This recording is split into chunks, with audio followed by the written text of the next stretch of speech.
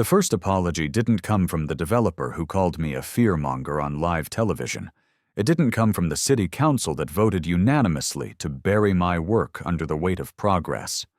No, the first sign of surrender came from the city manager who personally handed me my termination papers 6 months ago. His signature a crisp, indifferent farewell to my 20 years of service. His name was the last one I ever expected to see light up my phone, especially tonight, with the symphony of the storm playing its final furious crescendo against my window panes.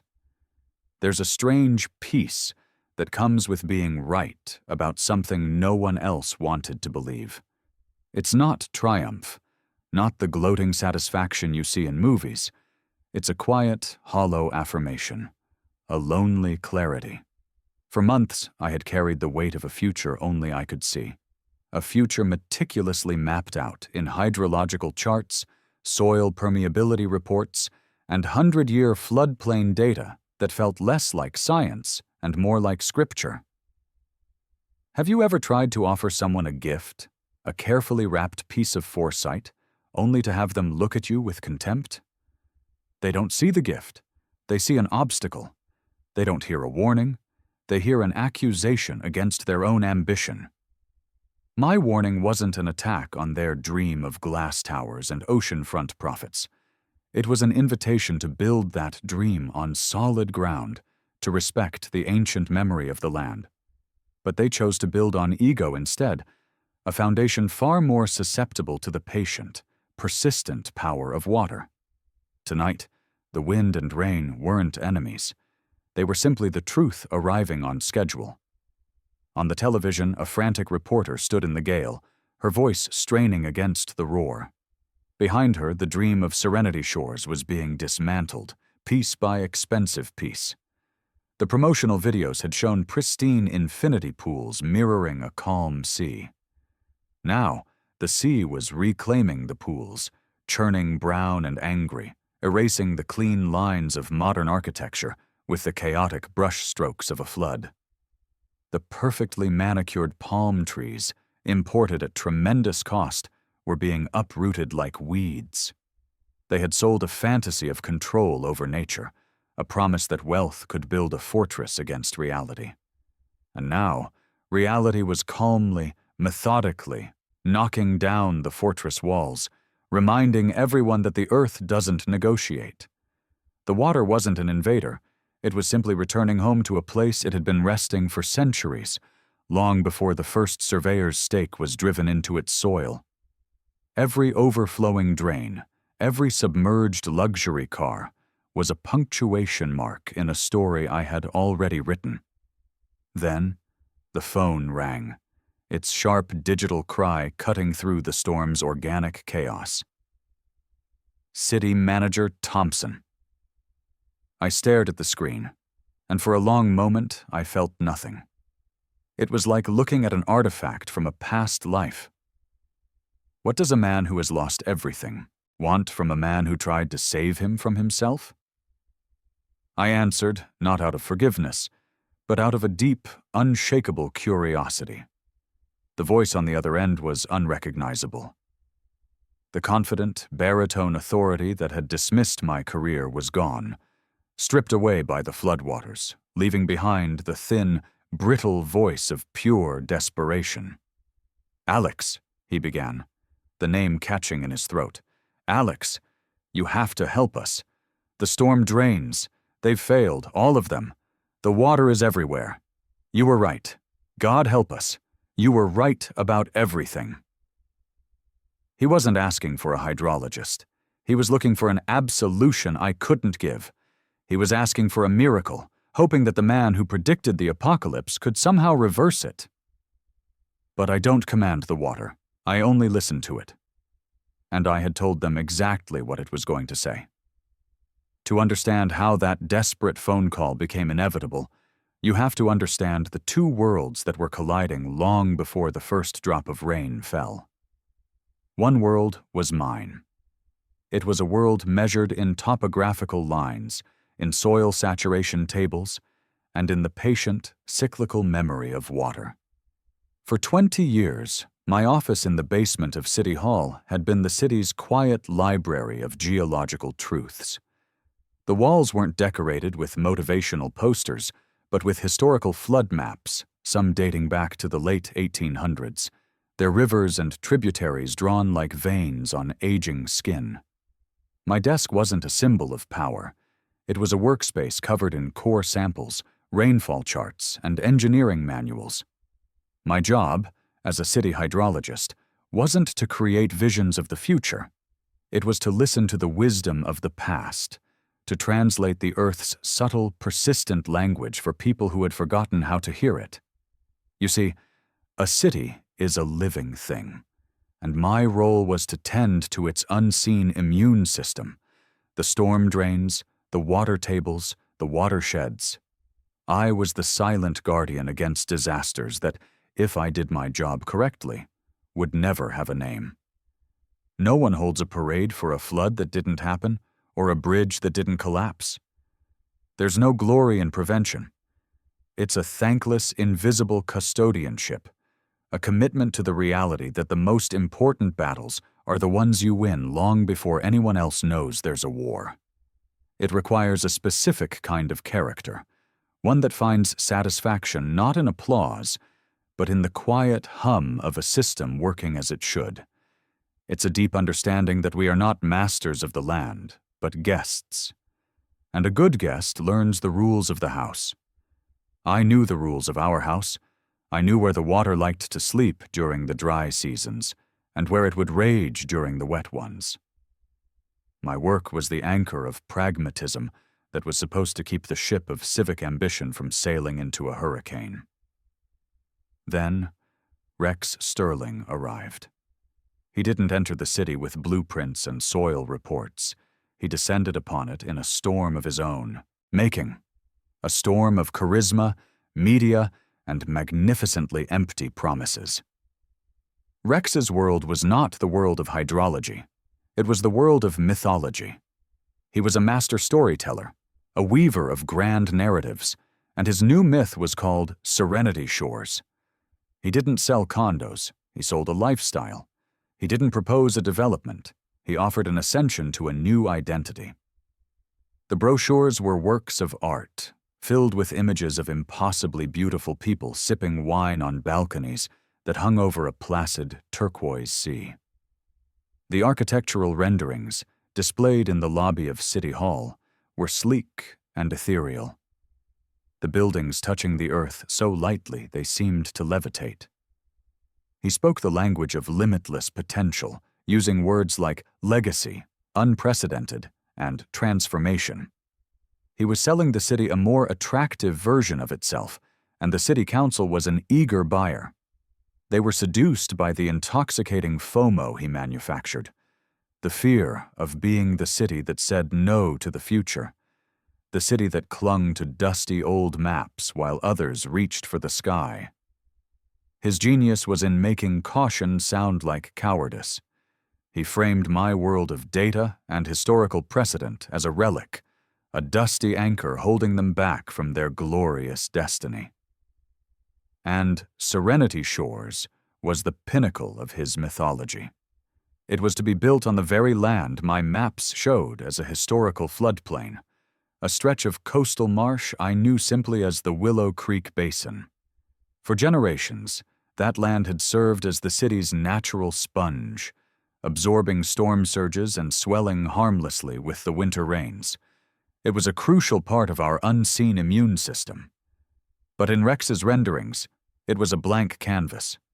His vision didn't include the land's history or its function. It saw only its potential for breathtaking views and premium pricing. He wasn't just proposing to build on the land. He was proposing to erase its identity, to silence its ancient language with a veneer of concrete, steel, and luxury. The project was an act of profound arrogance, a belief that a powerful enough narrative could rewrite the laws of physics and hydrology. It was the ultimate test of style versus substance, of marketing versus reality. The fundamental conflict was a collision of two opposing faiths.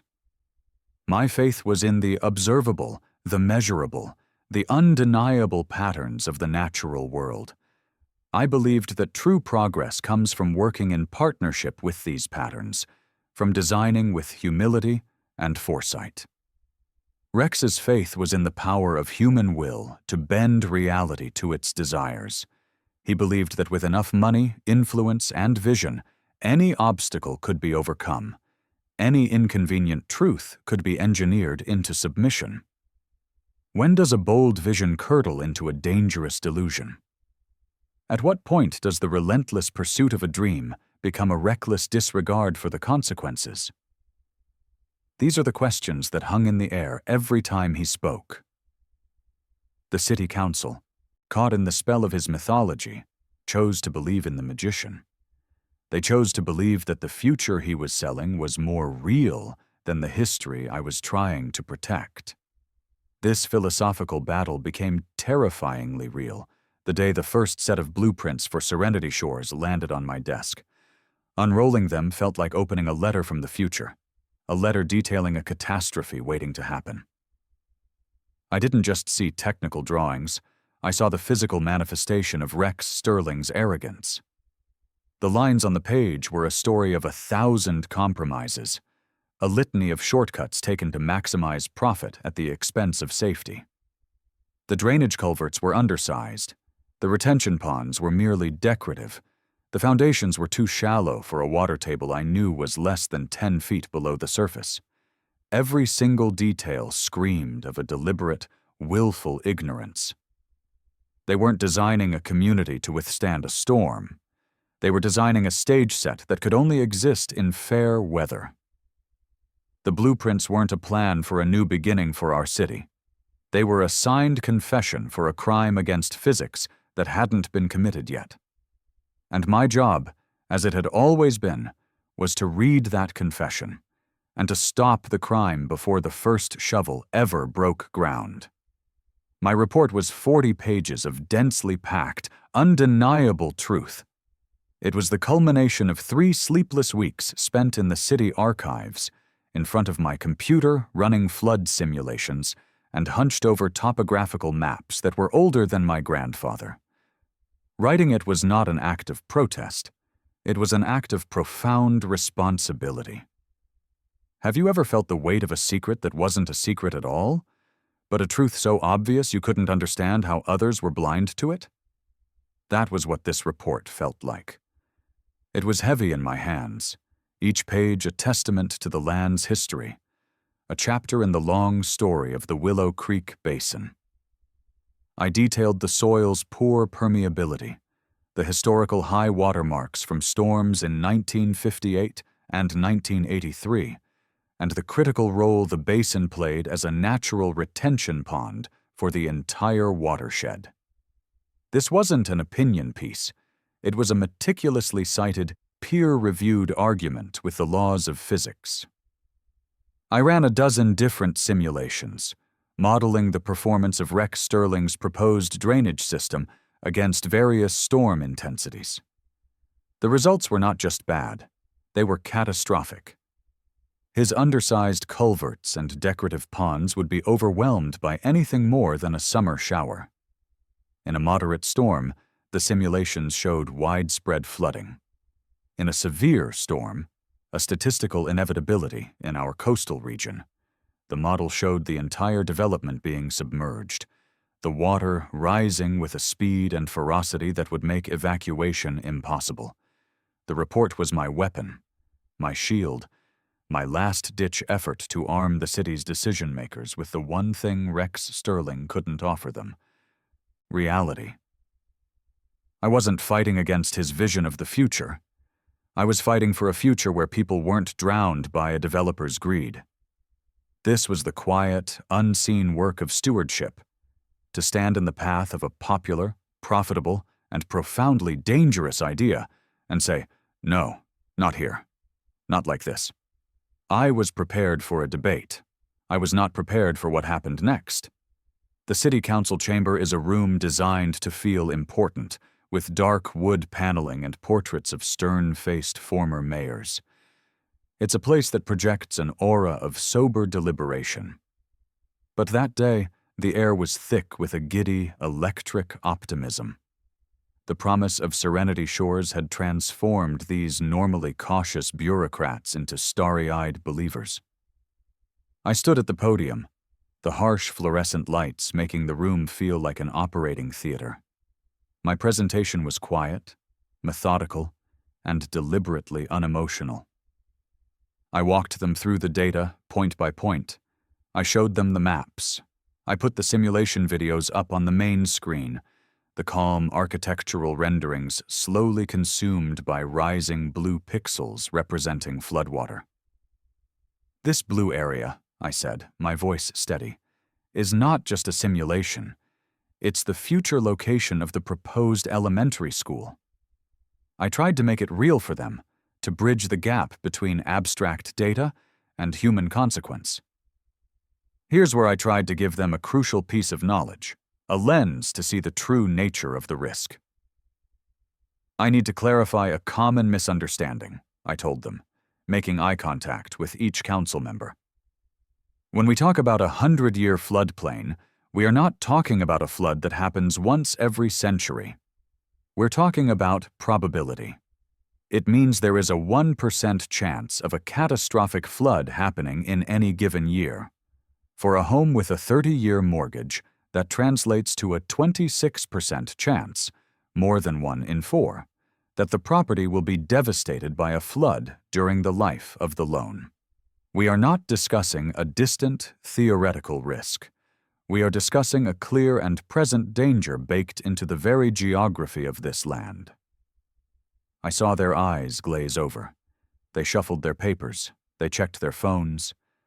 I was speaking a language of caution and consequence in a room that only wanted to hear the language of growth and opportunity. I was giving them a difficult truth when they had already fallen in love with a beautiful lie. Then, Rex Sterling was invited to the podium. He didn't walk. He glided.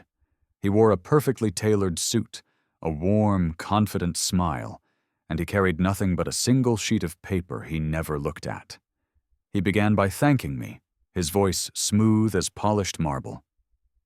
"I want to thank Alex for his incredible diligence," he said, the word diligence dripping with condescending praise. "It's that kind of meticulous in-the-weeds analysis that has kept this city safe for years." He paused, letting the faint praise hang in the air before twisting the knife. "But we are not living in the past anymore. We are building the future." He never addressed a single data point from my report. He didn't have to. Instead, he attacked my perspective. He painted me as a relic, a well-meaning but timid guardian of the status quo, incapable of grasping the paradigm-shifting potential of modern engineering and visionary thinking. He offered them a new identity. I was asking them to be responsible stewards. He was inviting them to be bold pioneers. Which identity do you think a person in power is more likely to choose? He looked at the council, his expression a perfect blend of passion and sincerity. Are we a city that allows itself to be paralyzed by fear of 1% probabilities? Or are we a city that embraces innovation, that builds world-class solutions to world-class challenges? He spoke of proprietary new drainage technologies, of Swedish engineering principles, of a commitment to ecological harmony through superior design. It was a dazzling performance, a cascade of impressive-sounding words completely devoid of substance. He was a master of reframing. My data-driven warning became fear-mongering. My professional caution became a failure of imagination. He made them feel that believing me was a sign of weakness, and that believing him was a sign of strength and vision. He was selling them a feeling, a far more potent commodity than the inconvenient facts I had presented. He created a powerful social pressure in that room, an unspoken consensus that to question Serenity Shores was to question progress itself. The council, wanting to be seen as forward-thinking visionaries, eagerly accepted the roles he had written for them. The vote was a formality, 7-0 in favor of the project. The chairman looked at me and said, "Thank you for your input, Alex. Your concerns have been noted." It was the most brutally dismissive sentence I had ever heard. Leaving the chamber that day, I realized I hadn't just been overruled. I had been made a Cassandra. I had given them the gift of a clear and present warning, and in return, they had thanked me, blinded themselves, and left me to stand on the shore, listening for the inevitable sound of the coming tide. The aftermath of that council meeting was not a loud explosion, but a quiet, suffocating collapse. They didn't fire me, not at first. That would have been too honest, too clean. Instead, they began the slow, methodical process of erasing me. My work assignments, once focused on critical citywide infrastructure projects, were replaced with a stream of trivial tasks. I was asked to review sewer permits from the 1970s, to update contact lists for retired contractors, to digitize decades of irrelevant paperwork. It was a bureaucratic exile, a clear message that my expertise was no longer welcome. My office, the one with the large window that looked out onto the old oak tree in the City Hall courtyard, was reassigned. I was moved to a windowless room. In the sub-basement, a place that smelled of damp concrete and forgotten files. The human cost was the most painful. Colleagues I had worked with for 20 years, people I had shared lunches and life stories with, suddenly found their shoes incredibly interesting whenever I walked down the hall. Their averted gazes and hurried greetings were louder than any official reprimand. I had become a ghost in the machine, a walking reminder of an inconvenient truth they had all implicitly agreed to ignore. Have you ever been in a room full of people where you are the only one who sees the fire? You feel not just a sense of urgency, but a profound sense of alienation. To them, I wasn't a protector. I was a problem. My continued presence was a silent judgment on their complicity, and it made them deeply uncomfortable. The final act came 2 months later. City Manager Thompson called me into his office, his expression a perfect mask of professional regret. He spoke of departmental restructuring and budgetary efficiencies. He handed me a box for my personal belongings and a severance agreement that included a non-disclosure clause they hoped would buy my silence. As I walked out of City Hall for the last time, the box in my arms feeling impossibly heavy, I saw the first billboard for Serenity Shores go up on the corner. It showed a smiling family on a balcony. The words, "Your paradise awaits," written in elegant script. For a week, I did nothing. I sat in my study, surrounded by the books and maps that had been the foundation of my life's work, and I felt the crushing weight of defeat. On the local news, I watched the groundbreaking ceremony. Rex Sterling stood beside the mayor, both wearing hard hats and holding silver shovels, smiling for the cameras as they tossed the first mound of dirt. Every cheer from the crowd felt like a personal failure. This is the moment of choice for anyone who has been cast out for speaking the truth. You can allow the bitterness to take root. You can pack your bags, leave the past behind, and let the inevitable disaster become someone else's problem. Or you can redefine your purpose. Was my identity as a hydrologist tied to the title on my office door? Was my responsibility contingent on a paycheck from the city? The answer, I realized, was no. My duty was not to a council or a manager. It was to the integrity of my work, to the land itself, and to the hundreds of families who were about to build their lives on a foundation of lies. My job hadn't ended. It had just changed. I was no longer an employee. I was a citizen, a watcher, and the unofficial, unpaid custodian of the truth. My exile became my advantage. I was now free from bureaucratic constraints, free to observe without seeking permission. My new routine began. I invested a portion of my severance in a high-quality drone and a professional-grade home weather station. Every morning, I recorded the atmospheric pressure, the humidity, the rainfall, building my own, independent, hyper-local climate record. Every weekend, I would drive to a public park overlooking the Willow Creek Basin and send the drone up. From 500 feet, I could see everything. I watched them lay the foundations too close to the water table. I watched them install the storm drains, the pipes looking like tiny, inadequate straws from my vantage point. This is where I could apply my expertise in a new way. I want to share something with you here, a crucial piece of this puzzle. The single most expensive component of a large-scale drainage system is the size of the culverts, the giant concrete pipes that carry water underground. The public-facing plans for Serenity Shores specified pipes with a 60-inch diameter. But my drone footage, which I painstakingly cross-referenced with the publicly available supply manifests from the concrete company, showed something different. They were installing 48-inch pipes. By reducing the diameter by just 12 inches, Rex Sterling had saved nearly $8 million. He had also created the perfect conditions for a catastrophic bottleneck, guaranteeing the system would fail under any significant pressure. This discovery changed everything. My mission was no longer just to watch, but to document. I began building what I called my evidence locker. It was a series of encrypted hard drives, a shadow archive of the entire Serenity Shores project. On it, I saved my original 40-page report, the official minutes from the city council meeting where I was dismissed, every news article quoting Rex Sterling's grand promises, and now my growing collection of primary evidence.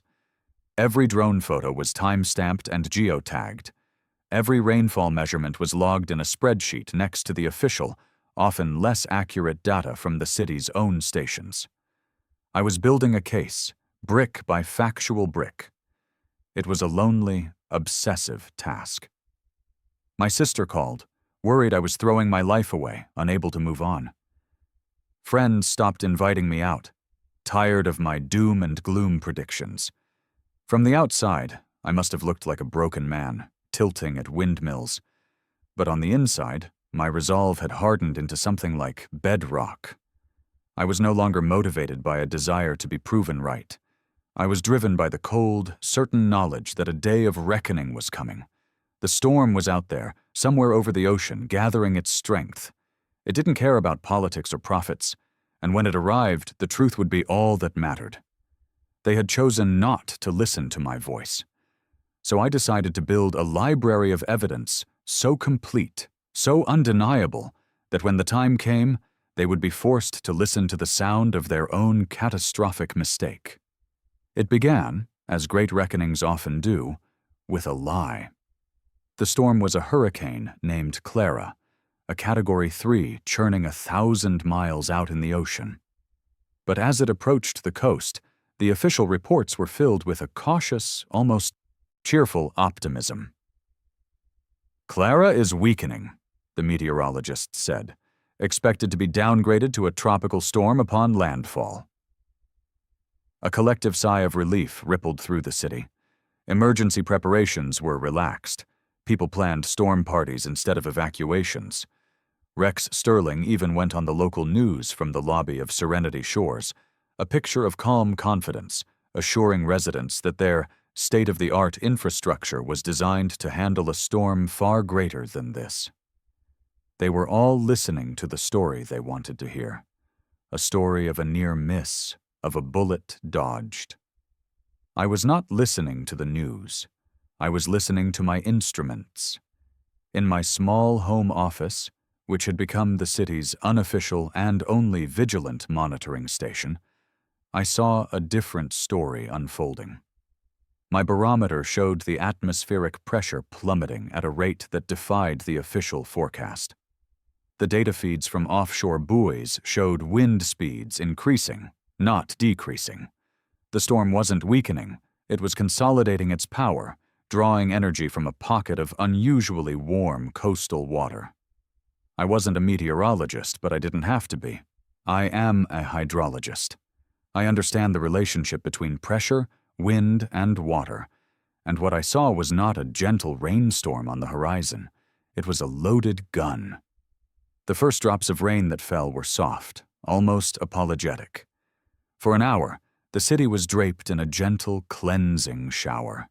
The residents of Serenity Shores probably stood on their balconies, watching the sky with a sense of cozy, dramatic comfort. For a moment, it seemed like the lie might just hold. Then the lie broke. The rate of precipitation tripled in the span of 30 minutes. The gentle shower became a relentless, vertical assault. The first part of the system to fail was the most visible, the most celebrated, the so-called ecological retention ponds. In his presentations, Rex had described them as the development's green lungs, beautiful amenities that provided naturalized stormwater management. I knew they were a farce. They were shallow, decorative pools with landscaping that wasn't native, and outflow pipes that were a fraction of the required size. They were designed for aesthetics, not for function. The first sign of failure was the drowning of the decorative fountains. Then the carefully manicured banks of switchgrass vanished beneath the rapidly rising brown water.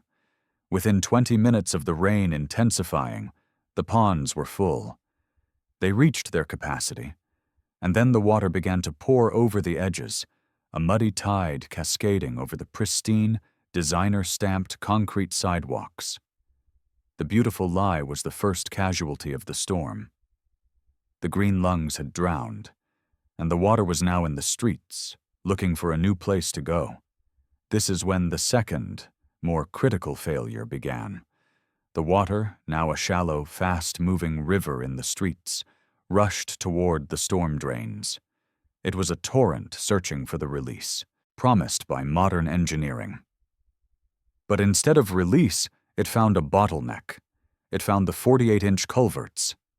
Have you ever seen what happens when you try to force the contents of a fire hose through a garden hose? The pressure becomes immense, violent, and uncontrollable. That is what was happening beneath the streets of Serenity Shores. I could picture it perfectly, the water crashing into those undersized openings, the system choking on the sheer volume. The sound, for anyone close enough to hear it over the roar of the wind, would have been a deep, guttural gurgle, the sound of a giant drowning. On the surface, the symptoms were spectacular. The cast-iron manhole covers, each weighing over 200 pounds, began to vibrate. Then, one by one, they were blasted into the air like champagne corks, followed by towering geysers of pressurized, muddy water. The system wasn't just failing, it was fighting back, rupturing from its own internal agony. The most potent symbol of Serenity Shores' promise was its 3-level underground parking garage, a climate-controlled sanctuary for the residents' luxury vehicles. It was a concrete vault of wealth, filled with the quiet hum of electric cars and the gleam of polished German engineering. That vault was breached not by a leak, but by a waterfall. The floodwater, with nowhere else to go, poured down the entrance ramp. The motion-activated lights flickered on, illuminating a scene of surreal destruction as a river of mud and debris consumed the rows of Porsches, Teslas, and Range Rovers. The advanced security systems, designed to prevent theft, shorted out in the rising water, their alarms wailing in a final, useless chorus that was quickly silenced. The ultimate emblems of status and modern technological achievement were reduced to nothing more than submerged, lifeless metal. They had become expensive anchors at the bottom of a new, subterranean lake. The dream of a life insulated by wealth was being definitively, brutally drowned. With the artificial drainage system now completely and utterly broken, the water stopped fighting against the machine and started to remember its own nature. It began to follow the old paths, the ancient, invisible contours of the land that my maps had shown so clearly. The streets of Serenity Shores were no longer streets. They were tributaries. The manicured lawns and golf course fairways were no longer recreational spaces. They were becoming the Willow Creek Basin once more. The water's movement wasn't random or chaotic. It was methodical, It flowed with a deep geographical purpose into the lowest lying areas, the exact areas my simulations had highlighted in dark blue. It filled the ground floor of the elementary school. It submerged the state-of-the-art community center.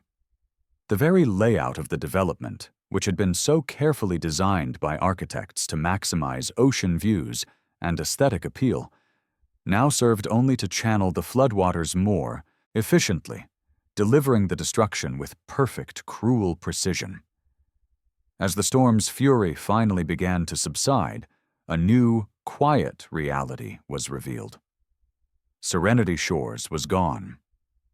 In its place was a vast, placid, muddy lake, the rooftops of the multi-million-dollar homes poking through the surface like a strange and solemn archipelago. Nature doesn't seek revenge, it seeks equilibrium. The flood wasn't an attack, it was a correction. The basin had simply, quietly, and completely taken itself back.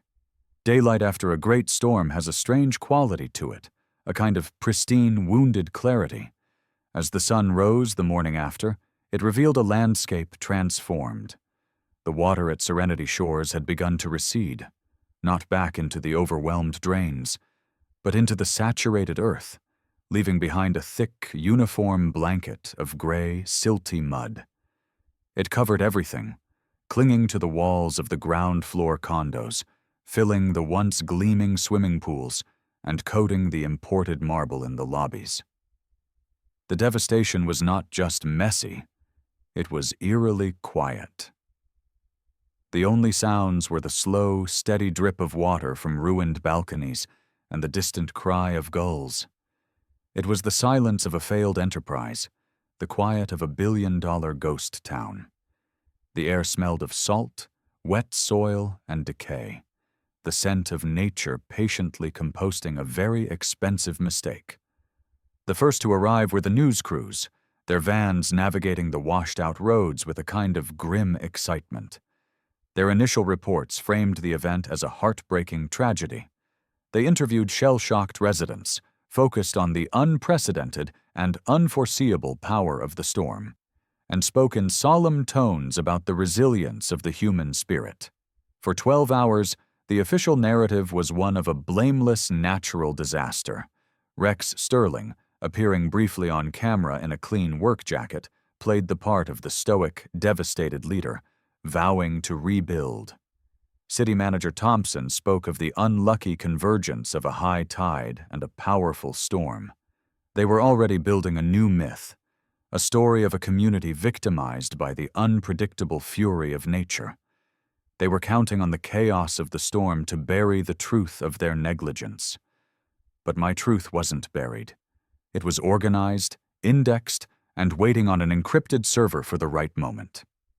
That moment came in the form of an anonymous email sent at 3 a.m. to a young, hungry investigative reporter named Sarah Jenkins. She was a tenacious journalist, known for digging deeper than her more established colleagues. The email contained no text, only a single password-protected link. When she opened it, she found what she would later describe on the national news as the most complete and damning record of institutional failure I have ever seen. She found my evidence locker. It wasn't just a collection of documents.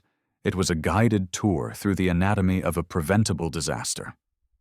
She saw my original 40-page report. She read the official minutes from the council meeting where my concerns were noted and dismissed. She watched the drone footage, a calm, weekly chronicle of the shortcuts being taken, the most damning of which was the clear visual proof of the undersized 48-inch culverts being installed. She saw my independent rainfall data, which proved the storm, while severe, was well within the predictable models I had warned them about. The final piece of the puzzle, the one that transformed the story from one of incompetence to one of outright criminality, was buried deep in a subfolder labeled Insurance. Here is the final piece of knowledge you must understand about how these systems of power protect themselves. When a developer knowingly uses fraudulent engineering reports to secure insurance policies and construction loans, that is not just a civil liability. That's federal wire fraud, a crime with mandatory prison time. My files contained a scanned copy of the insurance application for Serenity Shores, signed by Rex Sterling himself. On page 12, in a checked box next to a line of technical jargon, he had personally certified that the 60-inch culverts, as specified in the original public plans, were being installed. He hadn't just lied to me and to the city council. He had committed a federal crime to secure the financing that made his entire fraudulent enterprise possible. My evidence locker wasn't just a record of their mistakes. It was a federal indictment waiting to happen. Sarah Jenkins's story broke at dawn the next day, and it did not just change the narrative. It obliterated it. The story was no longer about a natural disaster. It was about a man-made one. The national networks picked it up immediately. The footage of my quiet, data-driven presentation to the city council was played side by side with images of the flood's aftermath. The effect was devastating. Rex Sterling was ambushed by reporters outside his corporate headquarters. The easy charm was gone, replaced by a frantic, cornered panic. He blustered about doctored evidence and disgruntled former employees, but the FAA quickly confirmed the authenticity of the drone's flight logs, and the concrete supplier, facing federal scrutiny, confirmed that Sterling's company had only ever ordered the smaller, cheaper pipes. His entire empire, built on a foundation of charisma, collapsed under the undeniable weight of a few simple facts. The city council was next. They called an emergency press conference, a disastrous attempt at damage control. One by one, the members who had voted so confidently for the project stood at the podium, their faces pale, trying to distance themselves from the decision. They claimed they were deeply misled by the developer and had acted on the best information available at the time. But Sarah Jenkins had already published my full report. Everyone knew what information had been available. Their attempts to feign ignorance only confirmed their willful negligence. Their political careers ended in that press conference, not with a bang, but with a pathetic whimper of self-preservation. City Manager Thompson, the man who had spoken of restructuring, became the public face of the city's failure. The story of him firing the hydrologist who had tried to warn them became a national symbol of arrogant, incompetent leadership. He resigned the following morning. The reckoning I had watched unfold on my computer screen for months was now playing out on every television in the country. It wasn't a victory I celebrated with cheers. It was a somber, necessary, and methodical correction. Accountability, like water, can be dammed up for a time, diverted by lies, and deflected by power. But it has a patient, relentless gravity, and eventually it will always find its way to the surface. The reckoning was not about punishment. It was about restoring a fundamental balance. It was about reminding those in power that while you can build a city on ambition, you can only sustain it on a foundation of truth. The phone rang a week after the national news story broke. It was a number I didn't recognize, but I answered anyway. The voice on the other end was familiar, but one I hadn't expected to hear. It was Maria Flores, the only city council member who had asked a single, pointed question during my presentation. A question about soil liquefaction that Rex Sterling had deftly brushed aside. In the chaotic aftermath of the council's public collapse, she had been appointed interim mayor. Her voice was steady, devoid of the panic or platitudes I had grown so accustomed to. She didn't offer an apology. Apologies were meaningless now. She didn't offer praise. Instead, she offered a purpose. "Alex," she said, her tone all business, "the city needs a new plan. Not a recovery plan, but a redesign. We need to rebuild our relationship with the land, and we need someone who speaks its language. I'm putting together an independent watershed task force. I don't want you to be on it. I want you to lead it." My return to City Hall was not the triumphant march some might imagine. There were no cameras, no applause. I walked through the same hallways where my colleagues had once avoided my gaze. Now their eyes met mine with a new expression. A mixture of deep respect, profound shame, and an almost desperate sense of relief. They weren't just looking at me, they were looking at the living embodiment of a lesson learned the hardest way possible. My old office had been left untouched, a time capsule from my former life. As I unrolled my topographical maps on the same worn wooden desk, the feeling was not one of victory, but of a quiet, profound rightness. It felt like a dislocated bone snapping back into place. The work had been waiting. The land had been waiting. It was time to get back to it. A new balance was being struck, not just in the flooded basin, but in the very heart of the city's government, where competence was once again being valued over charisma. The work of the task force was fundamentally different from the old way of doing things. Our first act wasn't to hire engineers, it was to listen. We held town halls, not in the sterile council chamber, but in community centers, in libraries, in the local firehouse. We listened to the stories of old farmers who remembered where the water went in the storm of '58. We listened to fishermen who knew the ancient paths of the coastal tributaries. We gathered the city's oral history, the collective wisdom that had been dismissed as anecdotal and irrelevant. We were not just collecting data, we were restoring the city's memory. From this foundation of shared knowledge, a new vision was born. We would not rebuild Serenity Shores. To do so would be to learn nothing. Instead, our proposal was radical in its simplicity. We would give the land back to the water. The plan was to demolish the ruined structures and begin the long, patient process of restoring the Willow Creek Basin to its natural state. It would become a massive city park, a 50-acre green space of wetlands and native grasses, a place for recreation and education that would also serve its original vital purpose as the city's flood buffer. Something remarkable happened. The project became a source of healing for the entire community. Where once there was division and a blind rush toward a false future, there was now a shared purpose. On weekends, volunteers showed up by the hundreds to help clear debris and plant native marsh grasses. The local university's environmental science department partnered with us, turning the basin into a living laboratory for students. The tragedy had, in its own strange and painful way, forged a new, more resilient identity for the city. It was no longer a place that chased the empty promises of slick developers. It had become a community that understood its own geography, its own history, and its own vulnerability. We learned that true security doesn't come from building higher walls, but from cultivating deeper roots. We were no longer fighting against nature. We were learning, finally, to work with it.